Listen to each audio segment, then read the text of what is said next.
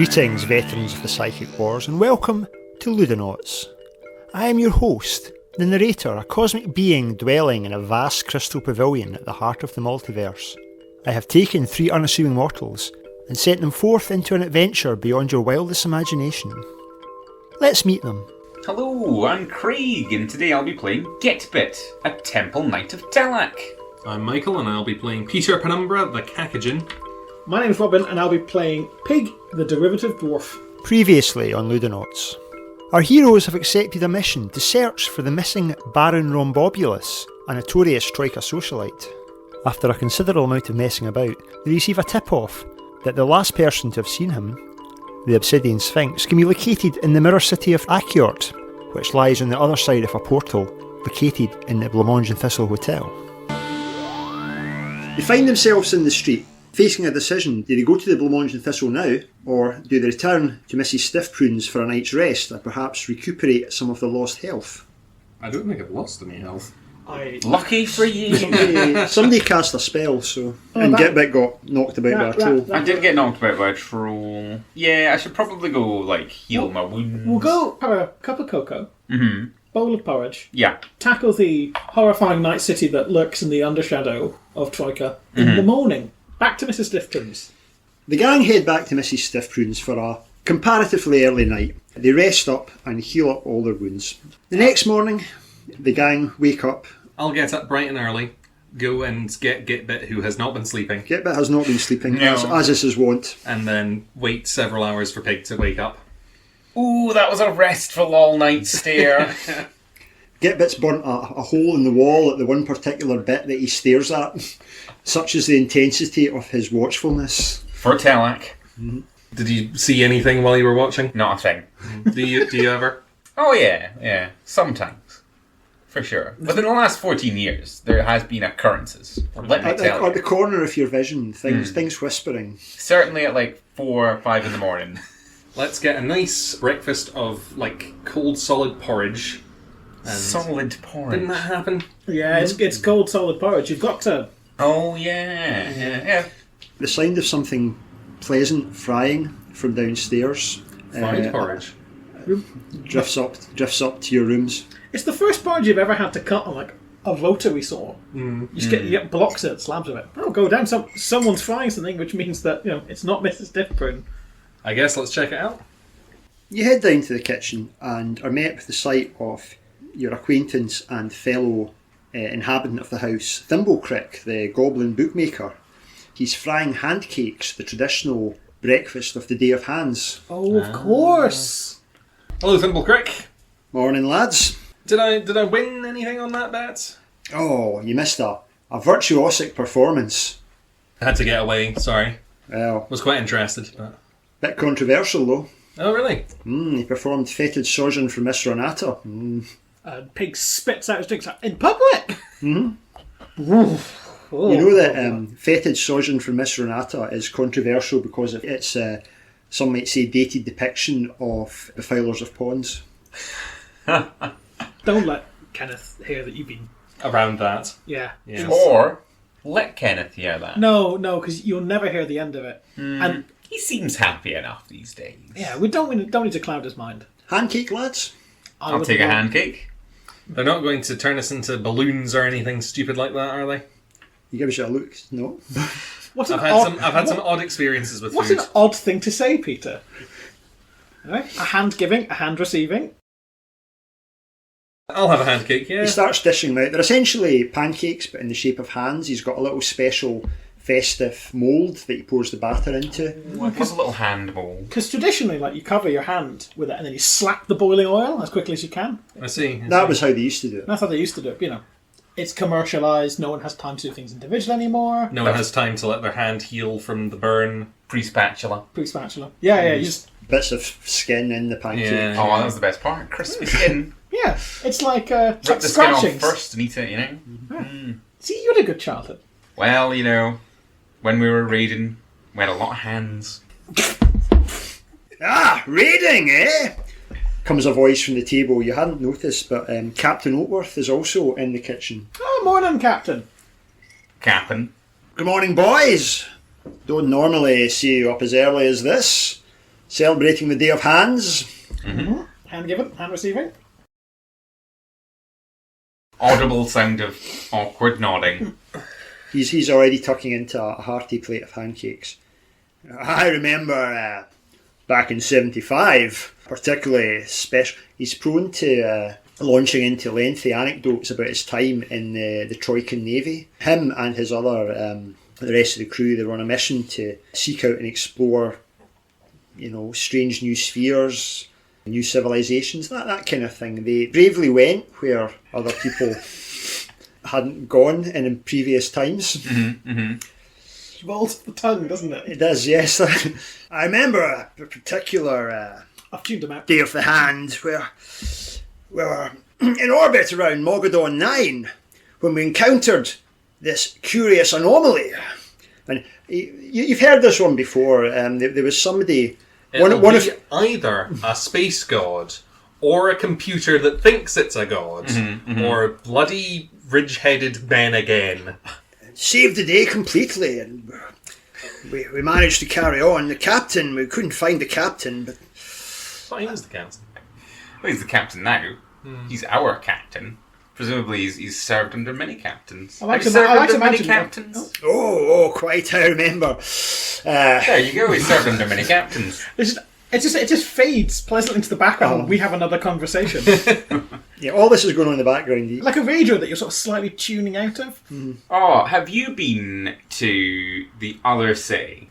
The other city. The other city, right? That's what we're going? That's where we're going? Akiyort. I've been in many places in my travels, but it's typically not spoken of. It's free. You can visit, and we occasionally receive visitors from there. There was a sort of temporal, a sort of dimensional falling out, as it were. I heard that, yeah. Yes. I remember one time on the planet of Golgarthor 5, we had to fight mirrored versions of myself. There was a chap, spitting image of myself, dashing moustache, fight to the death. Terrible business. Oh, that was good.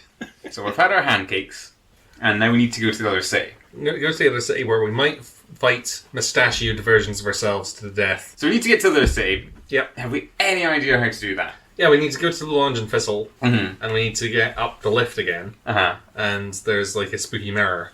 Oh, there's a spooky mirror. Yeah. The mirror's on the outside of the door. You don't have to go into them. Oh, is it? Yeah. Oh, that was in the lift, thank God. Yeah, no.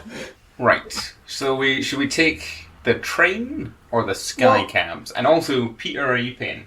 I suppose, why not? You're a good man. Despite everything I've just said about you, you're a good man. He was saying a lot when you were asleep. Yeah. I hear him whispering through the wall, actually. We all hear him whispering through the wall. It carries... It's not much of a whisper. top of his lungs. When you're manic in the morning... 8 hours a night, I hear him screaming. Exhorting Telak. We all were like, have you heard the whispers at, Mrs. Differin's boarding house? But I prefer the whispers because they're at, a level you can sleep through. Oh, Pig, why are you up so late? Because I need 4 hours between him leaving our sleeping quarters and me socially arriving at breakfast in which I can get my sleep in. And I like to think that I keep the rent low. No one can argue with that. Are we taking our metal son? He doesn't want to go. He doesn't want to go and he does seem quite scared. We could leave him with Damp Kenneth. He seems like a good father figure. We can leave him with the captain. The captain as well. The captain seems like a good father figure. Your little mechanical son's wearing the traditional gloves of Hand Day, the little red and white gloves. I love my son. Where did he get those? Mrs. Diffrin, I imagine. Possibly. Do the kids start just wearing the 10 finger bits for finger day and then they get to put in a pair of fingerless gloves for hand day? Yes, that's what they do. Thank you. Anyway, he's got a high chair. We sat on the table. Would you be happy staying here with the captain? He claps his little hands, but it's muffled because he's wearing the gloves. I would take bullets for this little man. Well, we might have to. We might have to. Yeah. I mean, we're definitely going to find something sinister about his origins in the other universe that he's running away from. But sinister. See, I feel like you just have trust issues. I feel like you look at this beautiful mechanical boy who was gifted to us from the heavens, and you see sinister aspirations. Well, I have issues with him and I don't trust him, so I suppose I agree. Imagine having beef with a child. I know, a small mechanical child. Also, there's plenty sinister about the three of us. You're absolutely assuming his age. We don't know. He could be 502. He's a fully grown man He's who's clearly- trying desperately to communicate with us in a language he doesn't speak, and we insist on putting him in a high chair. If he wasn't a child, he wouldn't be short. We're leaving now. Are you leaving little mechanical friend with Captain Oatworth? Yeah. What, Yeah. Captain, are you up to anything today? Are you doing anything for hand today? Well, I thought I might take a leisurely preamble around the dock area, perhaps. Okay, well, don't drown our child and take him with you. As you leave, you can hear Captain Oatworth starting up again. I remember once I had to babysit the 17th clone toddler of the Gorgonak Consulted. That was quite a shift, let me tell you. Just fade out. It's quite a shift. That's from before he joined the Troika Navy. That's when he worked as like a professional nanny. You know, it's like, I had to clock in, clocked out 9 hours later, couldn't find the parents. Well, now that we're free of that, let's go. You can amble down to the Blancmange. It's, you know, Are you just going to walk there? I imagine it's like the 60s Adam West Batman, so and we're just there. Yeah. Take the intestine train again, I suppose. Take the train up, you arrive at there's a sort of fairly large terminal near the Blancmange and Thistle that you arrive at. So you step out of the terminal onto the large terraced avenue on which the Blancmange and Thistle is located on. Now, I've not described in detail, I've merely said it's a sort of uptown location, but the Blancmange and Thistle, there's a sort of large central terrace that Troika's largest and most impressive buildings are on, such as the Blancmange and Thistle and Sutler's department store, foreshadowing. At the end of the, really far down, like not visible from where you are at the moment, but is the Basilica of the Enormitarch, where the Enormitarch resides. And on the day of the ascension of the Enormitarch, the enormous procession leads down the street up to the Basilica. The enormous procession of the Enormitarch. Yeah. I imagine there's lots of people, obviously. Cause I was actually thinking it was quite aptly named. Oh, yeah. It's like those people, obviously, they've got the traditional gloves on, some people painted their hands, you know. Well, by that point, they'll have painted like their entire bodies, surely, because... No, but at the moment, like, we're milling about because it's their hands. They've done the whole thing. They'll have the fake noses, the fake ears, the hats. Be putting around little collections of body parts that are put together and all. All the accoutrements of the season. Of the day. So you're at the Blancmange and Thistle. The sun glistens off its chromey structure. What was it that Big Jim was telling us about how to get there? It was through here somewhere. What if we pressed our bodies up against the Blancmange and Thistle? We go inside, and there's the elevator, and the elevator has a really shiny surface with a mirror that doesn't quite match. I thought that we were just talking about how we didn't need to go in the elevator again. We don't have to go in the elevator, it's the doors of the elevator. Okay. Fair We're enough. not going to press ourselves against the doors of the Blancmange and Thistle No. until the mandrels kindly make us leave. Yeah. So let's get in the door. Okay, you step once again into the sort of atrium area, and you can see the sort of curiously hot dog-like man behind the desk who always seems to be there, and various guests, mandrels, and you see the stairs, of course, and the brightly mirrored doors to the lift. Well, let's just go straight to the lift and move as if we know what we're doing. I'll press myself up against the door. I'll press myself into it. The door of the lift. The lift, yeah. From Peter and Pig's perspective, they see Gitbit walk up to the door of the elevator, and there's like a T1000 liquid like bloop as Gitbit just disappears right into it. There we go. Gitbit, there's a sort of cold rush, and it's almost like it being dipped in icy water. But I was ready for this. You were 100% prepared for this. And looking around, it seems like nothing has happened, but everything's on the opposite side from how it was before.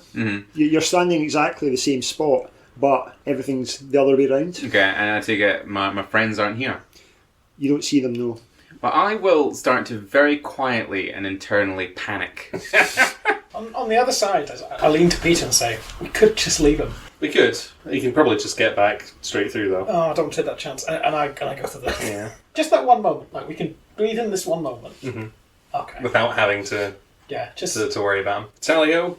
Okay, the pair of you sort of bloop through the doors, and you find yourself in the atrium of the Thistle and Blancmange. Okay. It's like we were playing Twilight Princess on the Wii, and now we're playing it on the GameCube. So this one, Blancmange. So you're in the Thistle and Blancmange. Looking around, it seems almost identical apart from the mirroring, but then you notice subtle differences. First of all, there are no mandrills, but what there are, several little brightly coloured mechanical men running about carrying suitcases. Okay. Little men. A more or less identical design to your friend back in Troika. Okay. Do Peter, you you think can't- he was just like on a shift and didn't want to go back to work? Because I can sympathise. I would also tolerate being treated like a child if it meant I never had to go back to work again. Yeah, for sure. I don't think we can draw any conclusions. Okay. Two entirely unrelated events. Standing at the desk is a fairly chubby orc. It's unusual to see an orc that size. Well, thank God, because I thought I'd have to deal with more clapping and like crying, pointing things. I'll approach the desk of the Thistle and Blancmange. The orc looks up and says, "Hello, welcome to Troika." Troika, I thought that it was... Yes, it is nice to be here in Troika. yes, hello. We're looking for a particular person who I believe may either be staying or have been staying with you. The Cornelian Sphinx. The Cornelian Sphinx? Yes. Oh, we have a lot of sphinxes passing through. Just as a note, you notice his name badge says, "Hi, I'm Gurg, son of Gurg, son of Gurg." Gurg, son of Gurg, son of Gurg. Okay. Is he a big ally of the Befoulers of Ponds? No, he's... well, it depends on who was giving a performance that night. Yeah, I he was suppose. one of the singers from the... No, that was Gorg, son of Gorg, son of Gorg. Was it Gorg, son of Gorg, That son was of Gorg, Gorg? son of Gorg, son Oh, this is of Gorg, son Gorg. of Gorg, son of Not Gorg. to be confused with. Not at Well, all. that's a racial foot in my mouth, isn't it? Yeah. Well, you've both done that this time, so clearly I have the moral high ground. I was thinking about knifing this orc, but like... Welcome back down. yeah. But We missed no, you. I still have it. I still have it. In fairness, he's not been very helpful so far. Right, but like, you know, maybe he's evil because we're in a mirror universe and he's just helpful to lure us into a false sense of security. But like I say, I was just thinking about knifing the orc and I'm not actually going to do it. So the moral high ground is technically still mine because yous are racialists. Mr. Gurg, son of Gurg, son of Gurg. Can you help Stoll in finding this particular Sphinx? The Obsidian Sphinx's home is in the Statue Park, famously. She doesn't come out much these days, although we are, obviously, she is one of the proud citizens of Troika. And who wouldn't be proud to be a citizen of Troika? She recently defeated the Cornelian Sphinx in the riddle battle over in Acheroid. I apologise, that's why I was confused between them. Right, thank you. So the park, the Statue Park. Statue Park, okay. And how would we get there from here? Oh, Do you have it's any- not far. It's just he rustles under the table and pulls out a map of inverted commas Troika for you, and you can see it. What is Statue Park here is the Central Park in Troika, where you previously visited the Cornelian Sphinx. Ah, makes sense. Can we take the tourist map with us? Certainly, they're free. They're free. Fantastic. Right. Have they got a little stand of brochures for like things we might want to visit in Troika? They do indeed. The sites of great military victories is one. You notice over the door there's an enormous portrait of a very kindly, patricianly looking man in a sort of wizardly yet military looking uniform. Okay. I'm getting some vibes here. I do rather like the military wizard aesthetic. Oh, see, that's propaganda. It's worked on you already. Is Good Crumble Square replaced with anything funny? Is it? It's on the map. Is it just called Good Crumble It's Square? just called Good Crumble Square. I was hoping it's going to be like, you know... Bad Crumble Square. Yeah. Bad pie rectangle. I don't know. Okay, thank you very much, Mr. Gurg, son of Gurg, son of Gurg. We'll be on our way, and let's step out of the Thistle and Blancmange.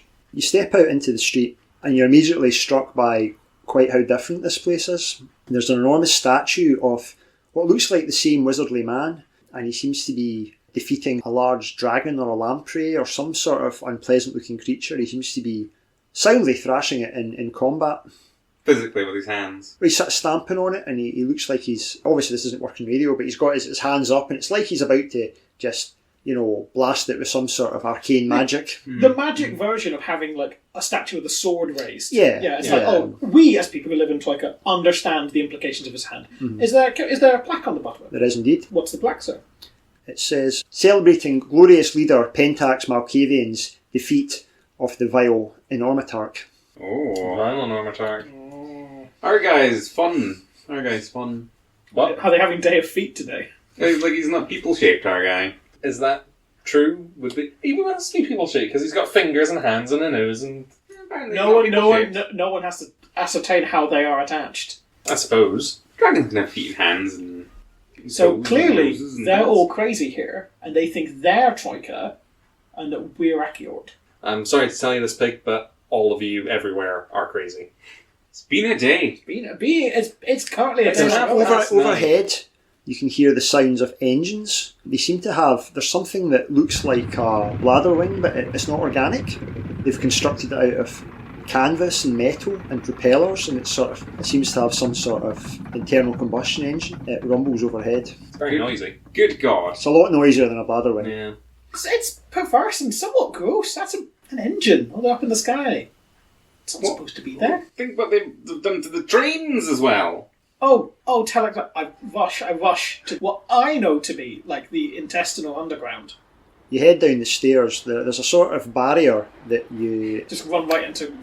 you more or less run into that wasn't there in the previous thing, and there's a burly, like a rhino man standing. Seems to be expecting some sort of ticket, but you can see beyond that the platforms, and they seem to have some sort of like mechanical metal trains. We are in hell. Do the walls at least compress to push the cart along? It seems like the trains actually propel themselves along through some sort of...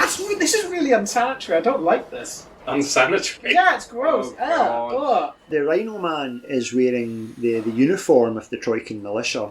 You know that Rhino Men are artificially created, typically by evil mad sorcerers. I'm not just shaved at birth and forced to stand upright. I doff my cap, I scare at the station because I suspect our money is not going to be any good here. Well, possibly. Here's the plan, right? We pay for it, but we turn the coins upside down. Foolproof. Yeah. I mean, we could walk, because it's not very far, apparently. Yeah, we could walk. Because we're looking for the Sphinx, and the Sphinx probably has Baron Rhombobulous. Maximilian Rhombobulous. And if he doesn't live very far, we can just walk there, so we don't need to pay for transport. And We have a map. I'm not panicking. For sure. Good. Yep, you're breathing at a very normal pace.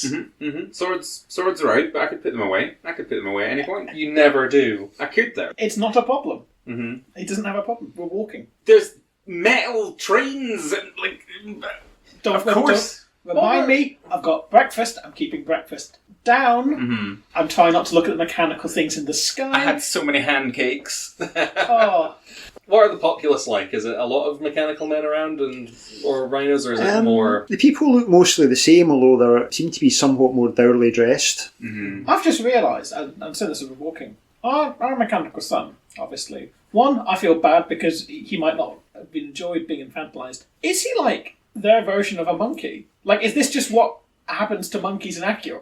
Because they have mandrills at Just the seems to be Blamont drawing- Thistle. Drawing a comparison between robots and Have we just monkeys. been like dressing up a monkey like it's our child and treating this little mechanical monkey like it's...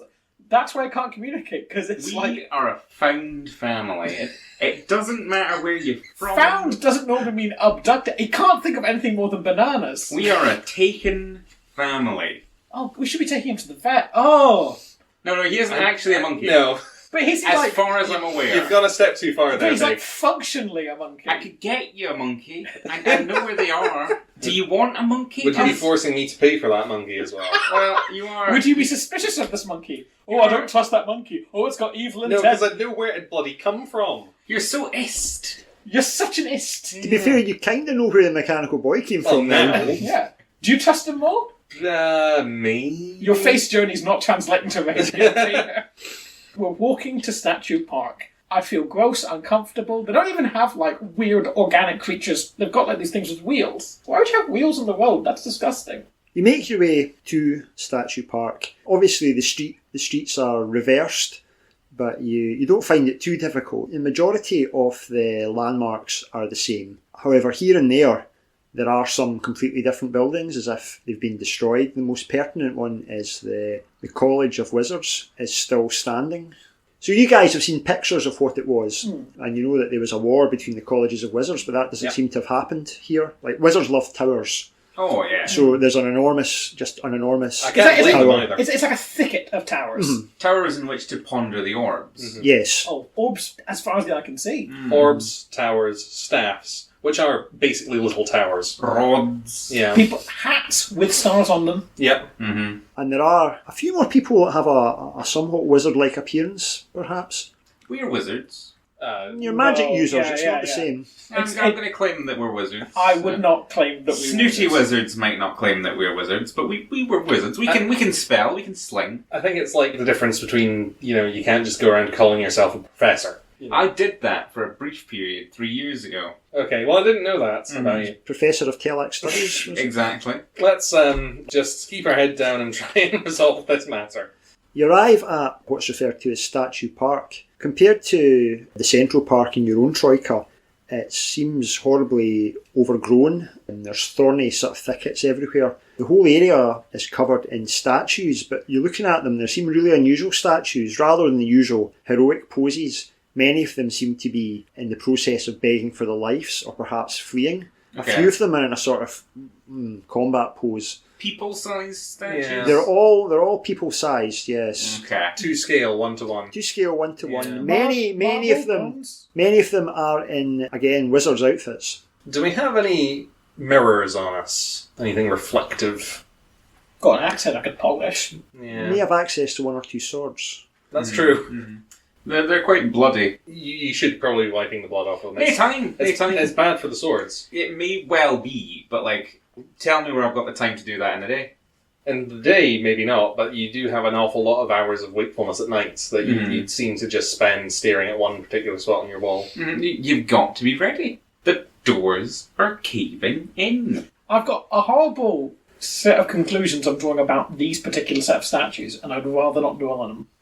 Well, I'd like to twang one of them. It just seems to be made of stone. So, Each of the statues does have an inscription on it telling the name of a person on it and the manner in which they wronged Pentax Malkavian. that's fair enough, Okay. really. That's fair So enough. just stay on the right side of Pentax Malkavian. We probably don't need to worry about, being petrified. Okay. do we see the Sphinx's manor mansion? Not immediately because everything's very overgrown got and fire. there's a lot of statues as well. You make your way to roughly the centre where it was, and you do indeed see a large sort of conservatory-like structure, almost identical to the one in your Troika. Difference is this one seems, again, somewhat overgrown with vines and brambles, and a lot of the glass panels are broken. There's a single entrance with a wooden door that looks to have been kicked in at some point and vandalised. Is it Sphinx size? I think of Sphinxes as bigger. They're fairly big. Well, Yeah. they can be varying sizes. Okay. Kicked in.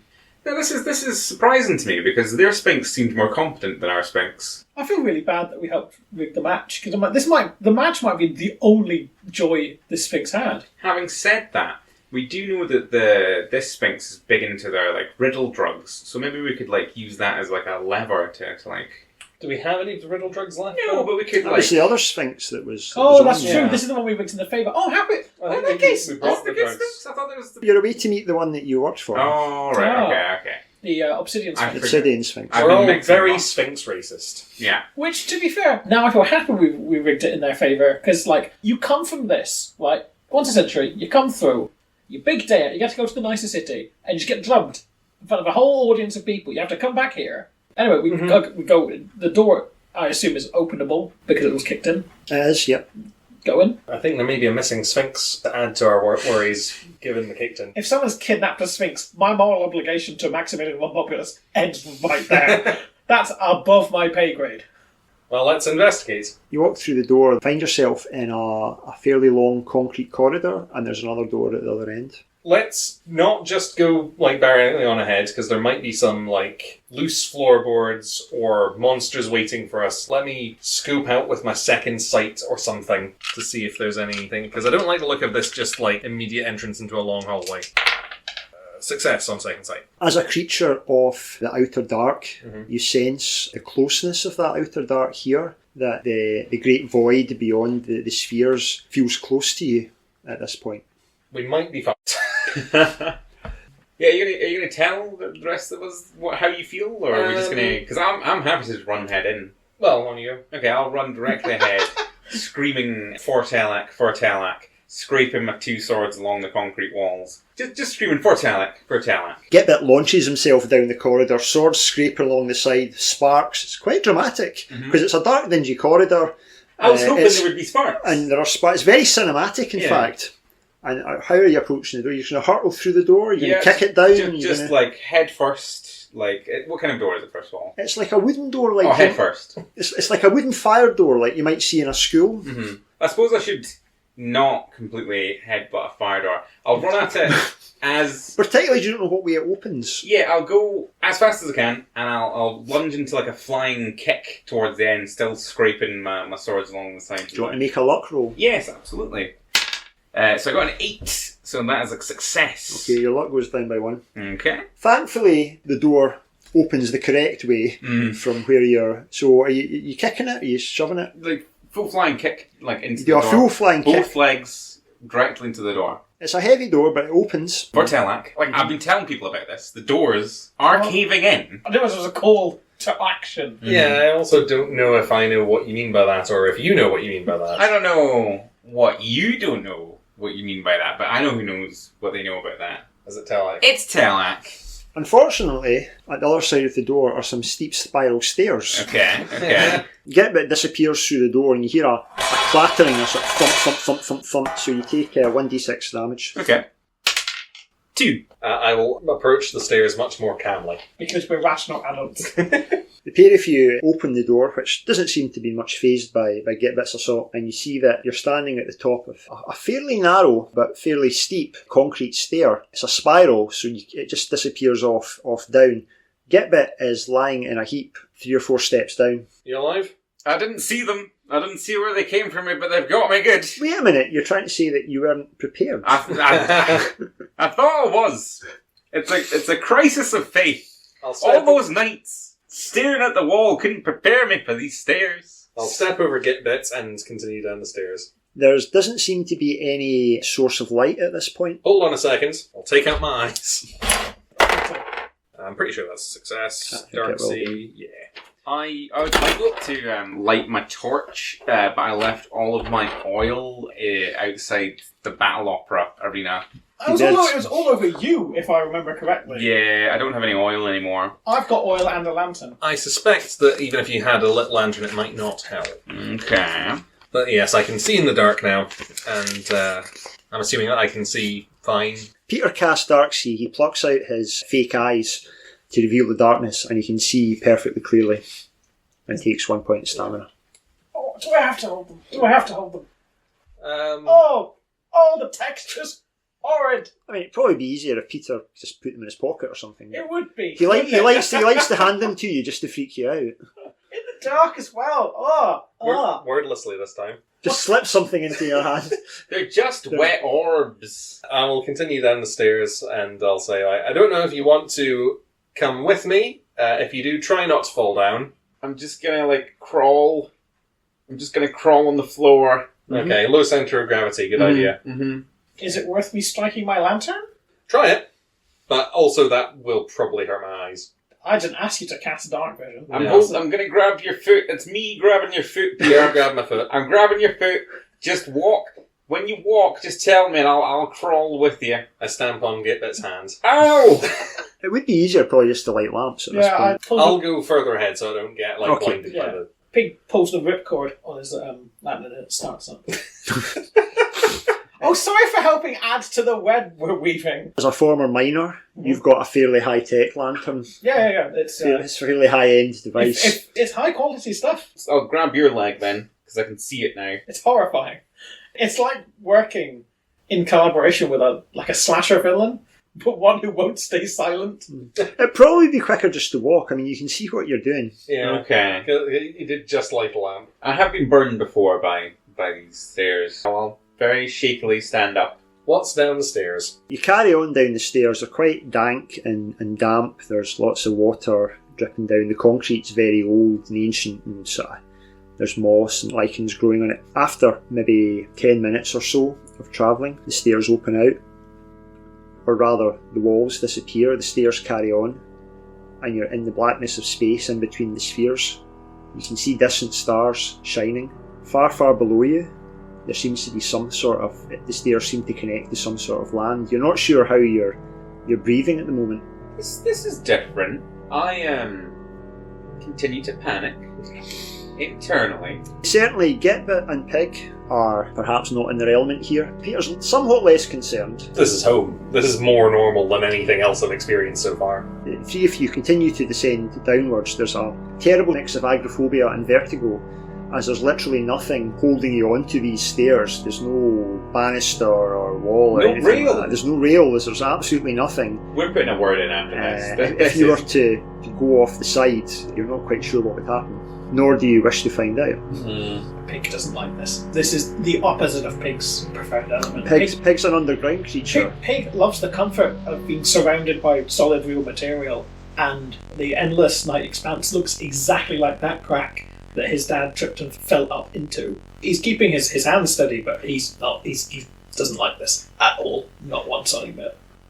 Continuing down, you can see that the stairs touch down on, I would describe it as like an asteroid, but what it actually is, it's like a flat piece of land that's just floating there. It's got grass growing on it somehow, and you can see there's a sort of rocky core underneath that extends a little bit further down. There's a little stream flowing that just flows right off into the void. Where the stairs touch down, in front of them, there's a somewhat familiar looking concrete kind of brutalist style building. You recognise it as, well, perhaps it isn't, but it looks very similar to the House of Indolent Blooms that you encountered in your previous adventure. A house of indolent blooms. A house within the house. And house.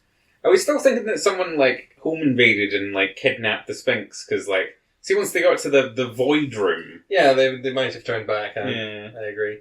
Pig's going to take a second. She's going to lie flat on the grass, like eyes closed as to not witness the void. I would kill for right now, lads, is a water room where I can see the sky, and I can see the water, and I can see whatever nonsense happens to be. I'll go for a flesh room right now. You take a pulsating cavern with Damp Kenneth right now. There are limits. It's a spectrum. There's water right there. You can see the sky everywhere. Mm-hmm. Look, stars. There's a little bit of grass. Just pretend it's nighttime. It's nighttime. I know it's not nighttime, but it's nighttime. It's about 11:30 now. I don't like how you can tell the time out here, Peter. That's weird. Do you want your eyes back? I suppose as you've got your lantern on. Oh, the residue. The residue is the bit that gets me. So rinse my hand off in the little stream. Well, I suppose let's go into the House of Indolent Blooms. You walk into this house, possibly of Indolent Blooms, possibly not, and you find yourself standing in a foyer. It's pretty much bare concrete, but there's something seems slightly off about it, like the angles just don't seem quite right. And there's a powerful smell, not necessarily unpleasant, but not nice either. If you know when you burn marshmallows, so sweet but kind of acrid at the same time. I mean, this is what geometry gets like. It's when you're in the void, it's a bit different than when you're. It certainly feels like a place where I could die. Mm-hmm. Like we will die here. I've taken a turn. I was panicking, and now I'm very like terminally like negative. So this isn't what you were ready for, is it? No, I wasn't ready for any of this. Mainly the thing I was like getting ready for was like a guy-shaped problem, like a man, like an animal man, or like a person-shaped problem, basically. This is like the opposite of... I think that this might be what you might want to start getting ready for. I don't know if I can. Like at this age of my life, retraining. There are two doors, one ahead of you and one on your right as you've entered the foyer. On your previous adventure, you know that the one ahead of you led to the banquet hall and the one on your right led to the throne room, but you're not sure what you might encounter this time round. Okay. Now, let's go to what we would imagine is the throne room. Right. Or the one that we don't think is the throne room, because like the layout's not mirrored, the rooms might be. So like if we go to the one that we think we remember as the banquet hall, that might be the throne room. Big brain thinking. Also, we could just check, and like if we see a banquet hall, we'll go to the other one. Also, I'll just shout out, "Hello, honoured Sphinx. We request your presence." Your voice echoes off the concrete. You don't hear anything except the steady dripping of water. There's been so many home invasions that I've been part of that could have been staved off by just that technique. Exactly. Every day you reveal another troubling incident about your life. Well, you know, like Raiden, it doesn't necessarily pay the bills all season. So home invasion's the other side of that coin? Well, they're transferable skills. I mean, isn't a home invasion just a raid? Exactly, right? Exactly, Peter. You get It feels worse to phrase as home invasion somehow. Are we taking the door directly ahead of us then? Sure. If that's your suggestion, you get the casting vote, let's go straight ahead. Let's go straight ahead. You go through the door ahead of you, and you find yourself in a large space, perhaps what was once a banqueting hall, but the drapes and tapestries have all been torn down and are lying in big piles on the floor. There are tables that have been smashed and they're lying at various angles. There are 2 doors in the far wall and 2 doors on the left wall, and there seems to be movement somewhere from the piles of sort of detritus. Oh! So 2 doors on the far wall and 2 doors on the left wall. Uh-huh. I will shoot a firebolt at the piles of detritus where I detect movement because I have Can I use my awareness? Yes. Awareness! You kill the Sphinx. Oh no, I've gone all wrong here. That's not a 9. That's bad. I've failed it to be aware. For the second time, Yep. what's going on with you today? I don't know, I'm on edge. I thought it was going to be people-shaped. There's no people-shaped things. Does that mean that you're not aware, so you just blindly shoot your firebolt? You're not obliged to shoot a fireball. I'll shoot my fireball. So, do you want me to roll 2 dice for this? Well, firstly, I take don't think off, he wants you to roll 2 dice. Take off the take stamina. off the stamina. Okay, so roll to see if you cast it successfully.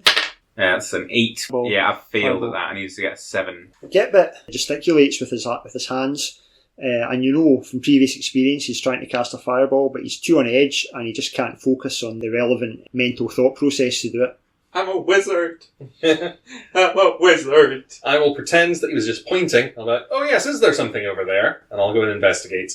Out of the wreckage, a sort of strange-looking human head pokes out, followed by a feline body. It's a small sort of piebald sphinx.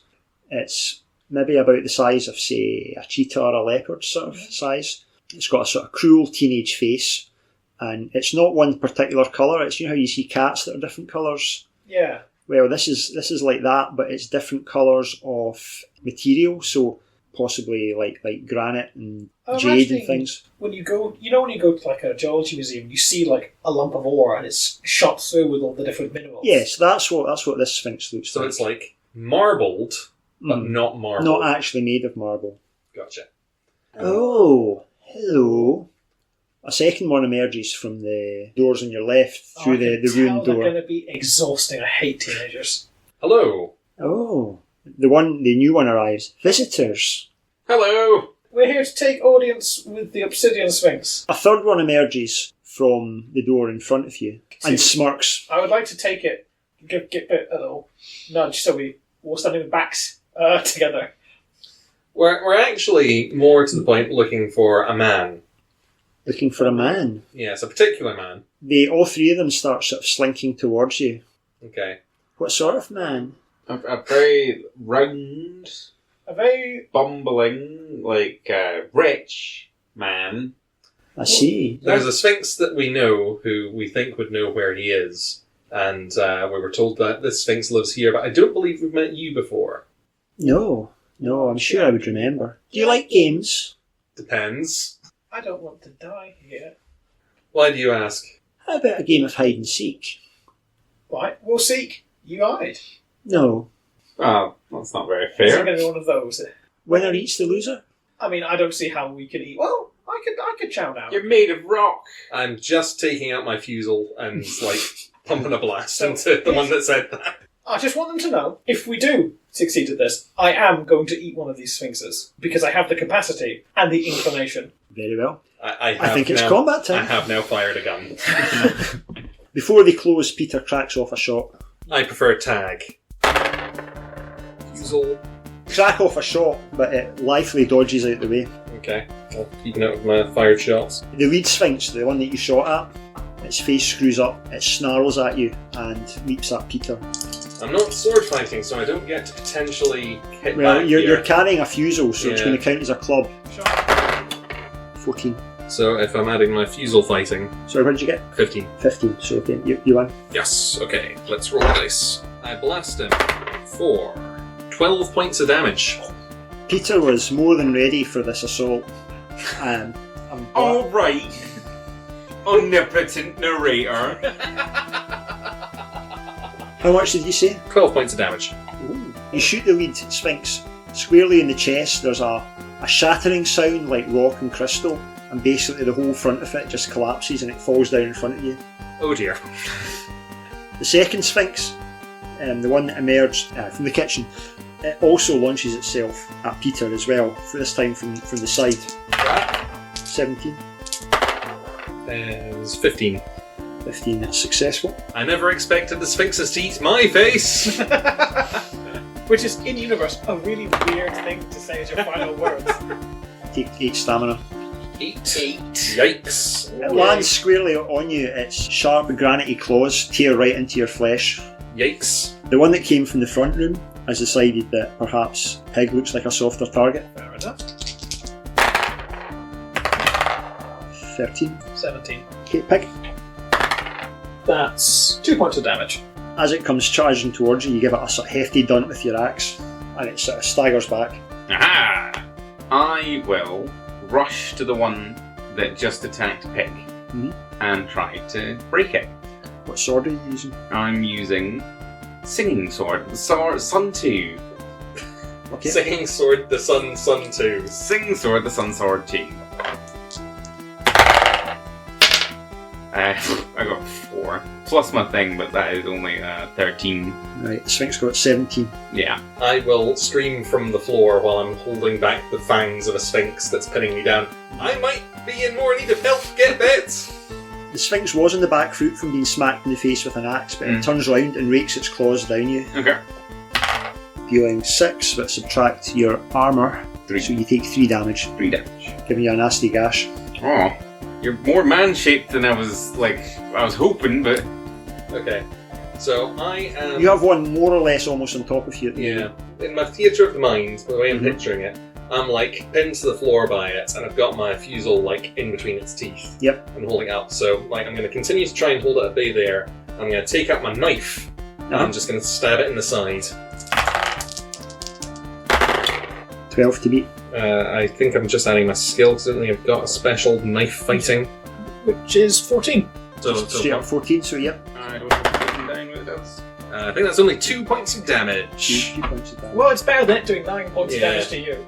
You stab it repeatedly around about the sort of shoulders and chest. It doesn't seem to enjoy it very much. Yeah. I'll be like, this is not a very fun game to play with guests! The one that's just scratched Get Bit decides to have another go at him. Cool. So that was 12. It's a draw. Oh, okay. Can I spend a point of luck? Yep, bend a luck to Yeah. stalemate. So Damage coming in. Ooh, that's a 6. So that's 8 damage. That's the one that's also had an axe on it. That's it. And it's already been dunted. Get Bit raises his sword high, and with a "Tally-ho!" from the sword, he brings it down and roundly decapitates the Sphinx. All's well with the world. So it's the remaining one is the one that's on. Yeah. Perhaps might be better freeing, but it's too busy. It's engaged with Peter now. It's the predator's instinct. You're literally inches away from its face, and there seems nothing human about it now. It's just sheer animal bloodlust. Okay. Shall I roll a knife or a fusel for a defense? Probably knife, I guess. Knife. 13. 5 plus 8 is 13. It's a draw. Okay. I'll spend the luck. Yep. Knife in the eye. 2 points of damage again. Because it doesn't have to crack the thing, but you could put hairline fracture in. You jam the knife more or less into its eye socket, but it's still coming at you. Big. I'm just going to have to take my own swing at this. And if I succeed, I know exactly what I want to do with it. That's Pretty good. It's a 19, so... That's a 16, so yep. What Pig's going to do is with the back of the axe head, he's going to drive it straight into the knife in the Sphinx's eye. Ooh, that's good. It's like hammer and chisel. Which leaves me with 6 points of damage. It emerges out the back of the Sphinx's head and it falls limp. Well, it's sort of more or less still on top of Peter, but it's dead. Oh, these are heavy. I will heft it. I'll just roll it off Peter. It seems heavier than it would do if it was made of flesh, but lighter than it would if it was made of stone. And when we tug the knife out, I will eat a single bit of gem shard, just to prove. Oh, winner eats the loser. Them's the rules. You crunch down on the Sphinx flesh. It has that sweet acrid taste. It tastes like the air smells. Oh, a touch of malachite. A little bit. Zesty. Pig feels a brief urge to start riddling, but it passes quickly. He's on the riddling. I want to take the head of the Sphinx that I decapitated Uh-huh. and fasten it to my armour.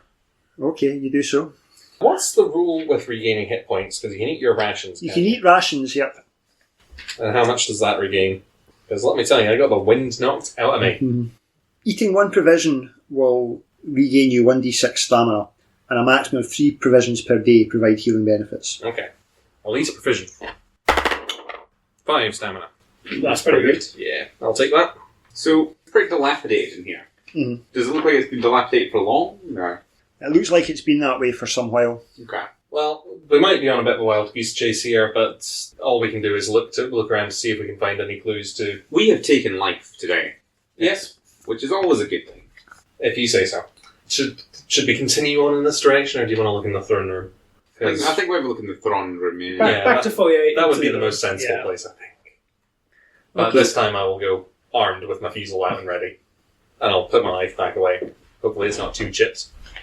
You walk back into the foyer and then through the door into the throne room, and you're met with quite a sight. You can see the form of the obsidian sphinx. She's hunched over a table and it's piled high with piles of orange dust. Oh no, she's Tony Montana herself. She looks up and sees Pig and says, "Hello, my little friend." Oh dear. You doing alright there, my lady? Ah, never better, never better. The throne room seems, again, in a state of disrepair. The throne's fallen apart. The only thing that's in good condition is a table, which is piled high, like I say, with this sort of orange dust, and there's empty packets just lying about. 3 rabbits go for a walk. One of them carries a shovel. The other is named Keith. What did they find? Friendship? I don't know if that makes any sense at all. She looks a bit dismayed. What is green in the morning, lighter than a feather, and is never found alone? Green in the morning, lighter than a feather, never found alone. No, I don't think these work. Honourable Sphinx, we are here to look for a person that I think you might have had in your company recently. Baron Rhombobulous. Can you aid us in this at all? First, you must answer me this riddle. Okay. What has feet that no one sees? You can find me in a desert, but never in the desert. And I'm like a rock. You've gone wrong! I lost my train of thought there. Mm-hmm. They're good riddles. We like them. We're not here to criticise them. You're clearly having a time. Did you kill Baron Rhombobulous?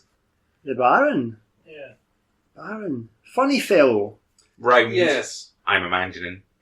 In the suit with the... Yes. We just say yes until we can leave. Yes. She takes another hefty line. It's not helping you riddle better anymore. It's made your riddles worse. Oh, he's in the Trivarium. He can go anytime he wants. Okay. Have we been to the Trivarium? I open up my tourist map. Is the Trivarium on it? You don't see anything. You don't quite know what she means by the Trivarium. Is a Trivarium in your house? Oh, yes. Oh. And how do we get there? She looks confused. She says, I left it here somewhere. There's another door leading out of the throne room that you remember from the previous adventure leads to the Sphinx's chamber. Okay. Okay. Well, we're just going to go pick him up. Alright? He's got an important appointment. We'll take him off your hand. Riddle me this. Uh-huh. Where has the joy gone from the world? I think in your case, it went when you opened those bags and put it all over the table. But I won. Do you know what? You did win, and look at you now. It's gone to your head. This isn't the person we took a job from. Now, to be fair, the person who took a jump from, I was just assuming was up for murder. So, like, this is like a step down. Generally, it's still like a step up from usual clientele. I think you're cool. You are a terrible influence on everyone around you. Winners don't take drugs. No. Listen, kids. What's the name of the drug again? High dimensional impediment. I think you're cool, but high dimensional impediment isn't. It's all I have now. What happened to everything else? Well, I shot some of it. Did someone like break in? Did someone steal your stuff? There's like evil dead sphinxes everywhere. I've just let things go over the past 3 or 4 years. I like to How long has it been since It's not been 3 or 4 years, but Yeah. time works funny in a lot of these things. Well, I'm getting a bit worried about the travelling between places. Anyway, You can be worried about that, right? But also, you don't have to worry about that at all, because we don't owe anybody anything. true. If Max or whatever dies, if he's made the new Baron Rhombobulous, we like him. I suppose. We like him better than Max. Some nerd. I don't know if I quite agree. I'm going to go towards the Sphinx's chambers. What are the you I'll two just hang out with the Sphinx. Well, okay. If you I'll try and answer the riddles and just not. Is this the dark version of when I had to do the riddle game? So the Sphinx just keeps continually coming out with utter nonsense. Peter and Peg proceed down the corridor. Keep my diesel out because I don't trust anything anymore. Be axed. Quite dark in here, and everything is just completely trashed. There's graffiti on the wall, there's empty packets of nipetiment just lying about. What does the graffiti say? You're not sure. You're not even sure what it's written in either. It's not paint anyway. So I'm just thinking, who wrote the graffiti? Would they have an impediment party here? And Oh, they might have. Sphinxes with their little like cat hands holding like spray bottles. Like... I don't think it was a spray bottle. Also, you're not here. No, but you know. So let's carry on. Are there any doors out of the chambers other than the one we came in? In the centre of the room is, if you imagine a circular door in the floor. Floor door. A floor door, yes. Is it like a trap door? Is it like one of those that apertures open? It's like a circular trapdoor. It's made of wood, but seems to have taken quite a few hits. It's been knocked about a bit, but it has 2 metal rings that you use to lift it up. Okay, before we open this up, I'll take the bottom of fusel and I'll knock on it. I can lift one end if you want to train your fusel in case something comes out. Okay, good idea. Yep. I'll heft up the door. You hoist it up. There's a set of stairs leading down. Ah, yes, more stairs. My favourites. Down we go. Yep. What's that? Do you want to go get Bit back? Because I suppose it's probably best, yeah. Get Bit!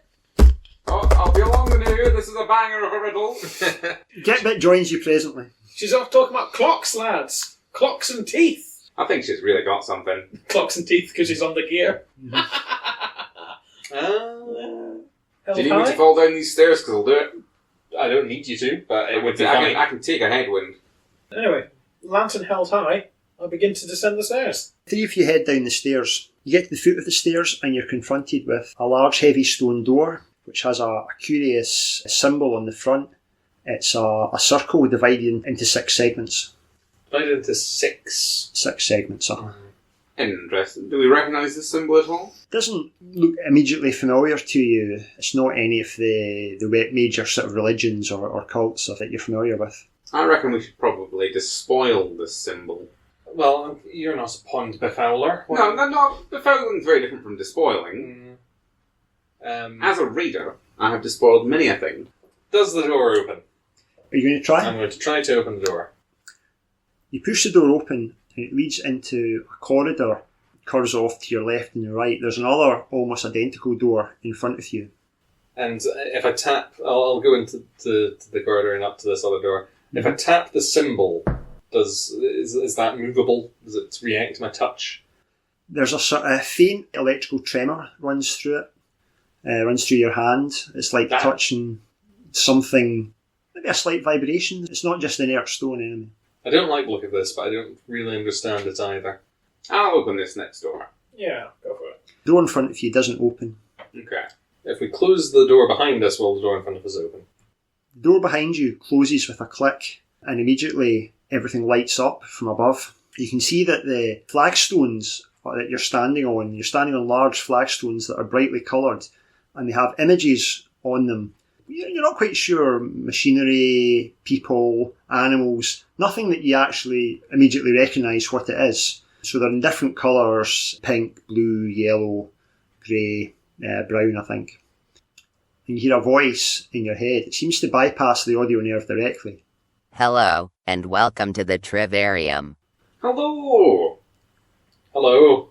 So, who is playing today then? Christ! Again. Telak! We've wandered into a game show room. Well, goody. What are the rules of the Trivarium? To access the inner chamber, you need to answer all 6 questions correctly, 1 for each door. It's trivial. Bloody Pursuits. pursuit. I am livid. Can we play as a team? Why, of course. What are your names? Pig with a Y. Gitbit. And I am Peter. The voice says, Okay, Craig. Do you want to go first? Ooh. Terrifying.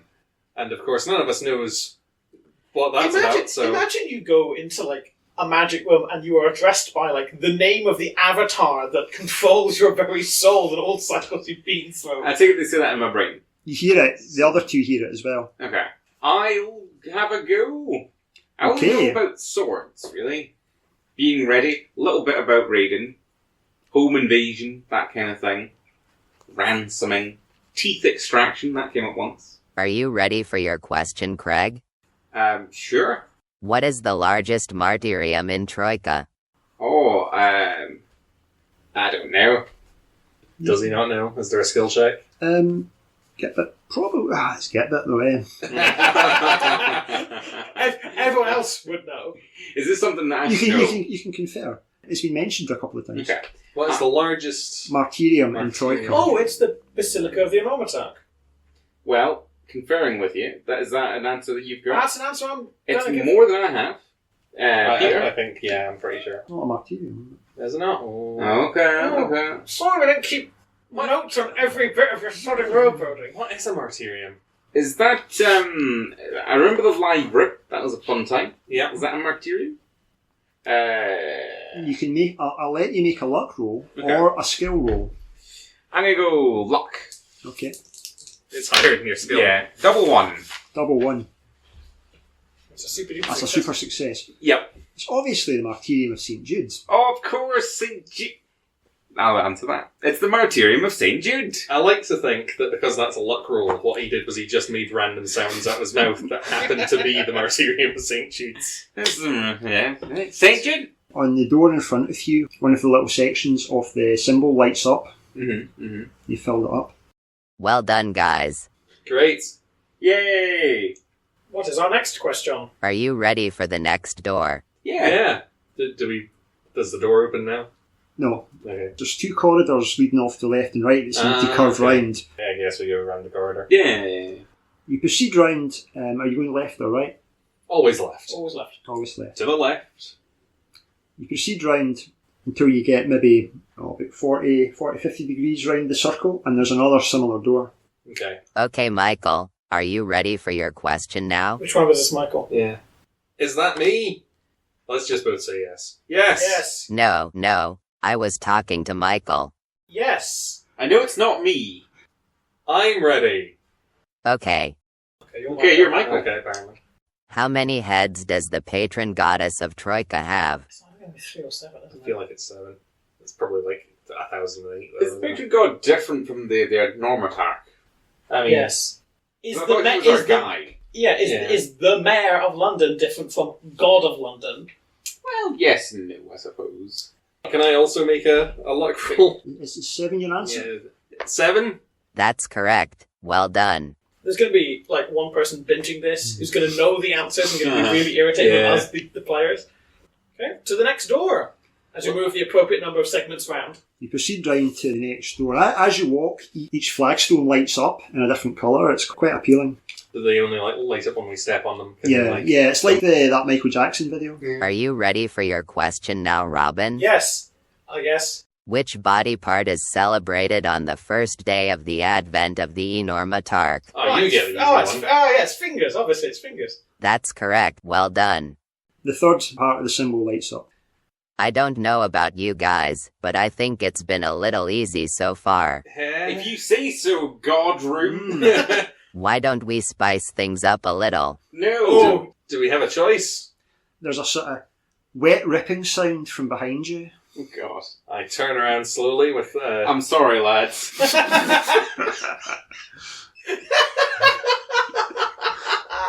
I turn around slowly with a grin plastered on my face. You see that the very stuff of space is splitting down the middle, just behind you, and you can see writhing tentacles emerge from a gap in reality itself. A twisted, bloated body sort of plops out, and the space behind you is just filled with this creature. Peter, you recognise these things. They dwell in the deepest part of the void, and they will attach themselves to ships' engines and try and siphon the energy. You know that you're in extreme danger. Okay. The other two, you have a strong feeling you're in extreme danger. I can take a fair gamble that we're in extreme danger. Before you described the energy sucking, I thought it might have been the Baron Rhombobulous, but I'm going to shoot it and run away. The creature hangs in mid-air and then begins hauling itself towards you through the air by its tentacles along the wall. It's like it's moving through syrup. It's not quite accustomed to an atmosphere, but it's going to be on you pretty quickly. Those things are bad news. Do you think we can outrun it? Bang! Go on, shoot it. I'm going to roll it. I don't know if it's like out of turn or whatever, but... you got a pretty good surprise shot in there. What are these creatures called? There's a general term for this sort of creature that lives in the darkness and siphons on engines. They're called equidats. Like, obviously there's various types. Some of them are crystalline, some of them are like jellyfish. This one's... Tentacly. I think what we probably want to do is run away as fast as we can and answer questions. Yeah. Combat begins. The creature makes its sickening advance down the corridor towards you. Not very quickly, but it seems to be picking up pace as it gets used to being in this plane of reality. Okay. Pig. The monster attempts to cover and smother you with writhing tentacles. Oh, yeah, that's 21. 21. Yep, you win. Good. Hey! That's 10 points of damage. Pig had the luxury to brace because I thought it was coming for Peter first. So when it comes towards me, it's just a clean upper swipe aimed right at what should be muscle. I don't know if it's muscle. I'm not enjoying looking at this thing. Pig hacks into it with his axe and it sprays a sort of unpleasant ichor everywhere. It makes a low bubbling sound in response to Pig's attack, but it doesn't seem especially fazed by it. Goody. Now, I would be ashamed to flee from this flesh creature given that the doors of reality have just crumbled inward. This is exactly the scenario that I've been talking about all this time. I'm going to charge headlong at it with a great sword. A great sword this time. Great sword, changing up. Better than your good sword. I mean, if I do well with it, then I get to level up. Fortelak! Oh, this one. I'm bad today. Oh god! Right. Okay. Oh, That's a mighty blow. yeah, that's 2 6s. The doors are crumbling inwards. How much stamina? Oh, Yeah. I've no. got 7. Remember, you've got like sword armor as well. Yeah, I've got sword armor. So that's a 4 because it got a mighty blow. Okay. A great thick throbbing tentacle lashes out and smashes into Gitbit as he tries to charge towards the creature. I've had worse. You take 6 damage. So Okay, that's fine. you Which take is off your actually 1 damage? Is it reduced by 3 or by... 3 because it's half your swords rounded down. Okay. I'm imagining, like at a joust where like someone accidentally, they take the lance with all the force. All right, next round. So, I rolled 17 before. Mhm. Can I use that as my shoot at it roll? Well, we weren't really in combat. Trying to be. Okay. So that is 12. That's 18. So I miss. You fire off a shot, but either it disappears more or less into the mass without having doing anything. Yeah. Can I also run away in No, that it direction? won. I should have run away first. And then A bunch of smaller tentacles erupt out of its general form and just smash into you, and you take 6 damage. Okay. I'm only like 1 lower than when I got sphinxed. So Yeah. We're fine. Can I run away now? Why don't you choose to attack? So you can't move and... There's a little bit of movement. I mean, you can move back. Let's get back again. Tellark! Ah! To the death! 14 overall. Okay, yep. So I win. 5 on the great sword is 12 damage. Nice. You hack about wildly with your greatsword. Great tree branch-like sized tentacles and chunks of gobbets of flesh come sloughing off this creature. It's still coming at you though. I would expect no less. Pig. Was either I engage it or get to shove Peter further down the corridor so he can answer Well, the next question. there's enough space you can get by Peter. Well, it's not my turn next. Well, it might not be mine. It might be the end round. Oh no, I know whose turn it is next. It's Gitbit. In answering the questions, Oh. that's what Okay. I'm concerned about. I think we're in combat now. Like we're fairly Yeah, committed. but you could. Well, the two of us can run away, but it is unfortunately your question next. I am going to have to engage this stupid creature. I'm going to Yeah. grab the back of Gitbit and I'm going to yank him backwards to force him out of combat. Yeah, Look, okay. so that I'm like screaming, "You go answer the next question." Mm-hmm. I'll just reply with like stuff like "Witness me." Answer your next question, and then you can die bravely while me and Peter answer our questions. I think we just deal with this and then we can leisurely answer the questions because When this There- thing dies, there might be a hole in reality that these keep coming through. okay. I don't think this is like a one and done. This Okay. place doesn't feel like a one and done kind of joint. I don't know. We'll see how we do. This feels very much like the hordes keep coming until we're eventually ground I think into we- pace between the I think we alien kill heel. this one like void god creature, I'm pulling and you then back. the special god room will be like, "Yours are cool, guys. Just go on through." Are you going to contest me yanking you back? No, I'm fairly committed to the combat in front of me. I'm not even seeing you. Okay, so I can't hear you. I'm just full in raid. pull him back Okay. and throw him back. Pull him off the creature and throw him back. Pig pulls Gitbit off the creature, and are you heading, dragging him down the corridor somewhere? Yeah. So sorry, Peter, but he's got to answer the next question. Okay. I mean, I will try if I get a turn, but My destiny. Gitbit and Pig make it about halfway down the next stretch of corridor towards where the next question will be asked, and it's the creature. okay. The creature slowly oozes up the corridor, closing the gap between itself and Peter. Right. This time I'm just gonna leg it. How far can I make it? You can make it more or less to the next door, because you're not carrying a Gitbit.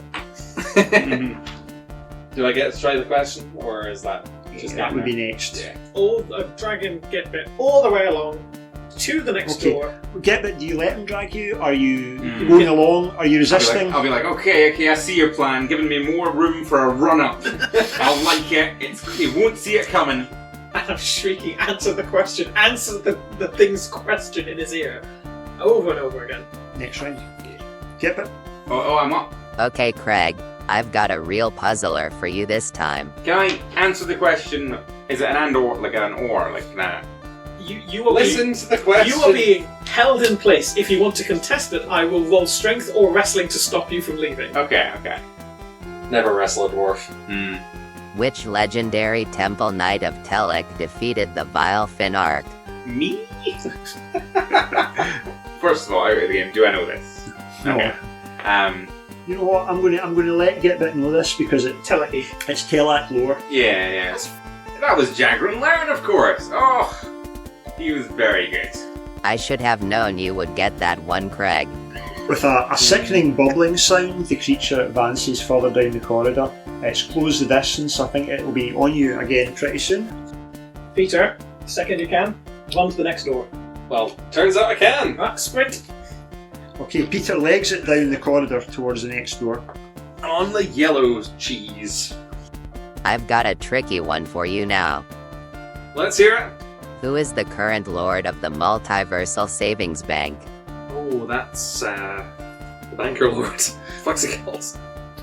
In case nice. Yeah. Capricorn Schultz. Capricorn Schultz. That is correct. Yay! Ka-ching! The second to last section of the symbol lights up now. That's you again. Oh, okay. Well, I'm going to try and answer the last question because I'm not entirely sure about Peg's theory that it needs to be person by person. You reach the third door and you touch it, but nothing happens. Crap. Thanks for putting your only ranged weapon on the opposite side of the circle. I mean, look from at the it this creature. way. I can cover you as you approach. You can shoot down this way and it'll carry all the way down the corridor. Trick shot down Yeah, the corridor. yeah. Actually, it'd be really funny if you answer it. It's me. Like it. I'm leaving Gitbit behind. By the way. He is no longer needed. So you can make it one More or section. less to, Yeah. to the next section. Yeah, it's next turn. I've made my move. Turn ends. Okay. I like this thing where the turn ends. It's only had one movement. Yeah, that's much better. That's much better. I Much like better that. than two You should together do- before we can do anything. You should do this Yeah. more often, where it doesn't get to do anything. It's so random, it could have absolutely been all over you by this point. Yeah. I like it. It's a good system. Yeah. Well, we're leaving you behind, Gitbit. Oh, I'm going to die here. Glorious death. Just invoked a saint's name of talent, so it feels right. Well, mourn your loss. All the doors might open, like once you get the last one. Yeah. Like, Shoot. Okay. What you can do is you can choose to put your token back into the stack as well. Okay. Yeah, I'll do that. Next turn, it's me again. Well, it's your turn. Oh, I'm a go. Right. Well, I'm not needed, so I should probably hold them off, right? You could lick it. You don't actually have to engage this thing in combat. There's other combats to be had. I'll come round to. Can I still see him from here? You can, make out sort of half of his body roughly from that point. You can see tentacles reaching out towards you from where you are. Gitbit's moved about, not as far as the next door, but about halfway around, so you can still keep the creature in his line of vision. I'm going to fire off a firebolt. So I need to roll for it, right? Uh-huh. Take 1 damage, and I also don't cast the firebolt. Oh, really? Yeah, because that's a 9, and I need to get a 7. Okay. Gitbit's still not in the right mental space. I should have died a glorious death. I should have, charged. I knew my instincts were right. The creature advances menacingly towards Gitbit again. It's not quite there yet, but it'll be on you pretty soon. Yeah, it will be on Gitbit quite soon. Well, I might get my glorious death anyway, lads. Bye. So the creature, it seems to have accustomed itself a bit to your reality now, and it's Just in time to die. If you can imagine the tentacles lashing at a horrible whip-like speed. It's flailing. It's flails at Gitbit. So I've got 14 to beat. 13. Aha! You were ready for it. Ready. I was ready for you bastard! Oh, I rolled a 1. That is 2 damage. And the turn ends. Okay. 2 more monster turns coming up. I like it though, because the monster turns are also our turns. So yeah. If it attacks and you do well, you get to hit back. Okay. Monster turn number 1. Oh, that was an 11, so that's 18 overall. 18 overall. Great sword, that's 8 damage. Chop, chop, chop.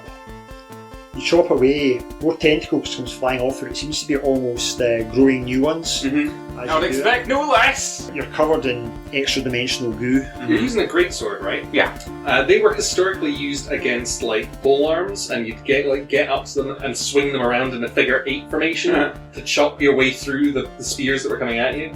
I like to think that's what you're doing, but with tentacles. And now, Gitbit. Oh, Gitbit. Well, I'm gonna. Oh, it's not your turn. This is in character. Oh. Gitbit. Die gloriously. I'm legging it. Okay, you go into the next segment? Yep, bye. I've got a real puzzler for you, Robin. Which sorcerer was defeated at the Battle of Salmium Ives? I think I actually... Go on. Was it Baron Rhombobulous? Okay. Or was it the other one who was successful here? Why have you written that down? And what's stupid is in character. Pig should know this. Pig's a proponent of naval history, as we remember from that incident with the boats. So he would know that. Okay, well there we go. Thylion Gagniazadak? That is correct. Tinny, triumphant music plays, and there's a sort of chunk sound of various things unlocking. Okay. I will pull back and see if this door's open. That door is open, yeah. I'll plough through it to about that. You're going to close it behind you? I'll try to. Yes, it closes behind you. You're in another similar corridor to the one you've been in. There's a door at the far end. I'll go and open the door at the far end. Okay, I'll not spoil what happens just yet. Go. We'll do it out of sequence. Well, same. We've got an open door, so I'll open the door and go in. Pig's still celebrating his victory. The slithering sounds of the monster behind him focus his mind, and he hurtles through the door. Shutting it behind him. From your respective corridors, you open the door at much more or less the same time. And... Well, what mysteries lurk at the heart of the Travarium? Have they found the Baron? There's only one way to find out, and that's to join us next month for the next instalment of Ludonauts. In the meantime, feel free to leave us a like or a comment. You can follow us on Instagram or Twitter. And we have a Patreon for those of you who are particularly keen. All that remains is for me to tuck the Ludonauts back into their pods, and we'll reconvene next month for the thrilling conclusion to the Day of Fingers.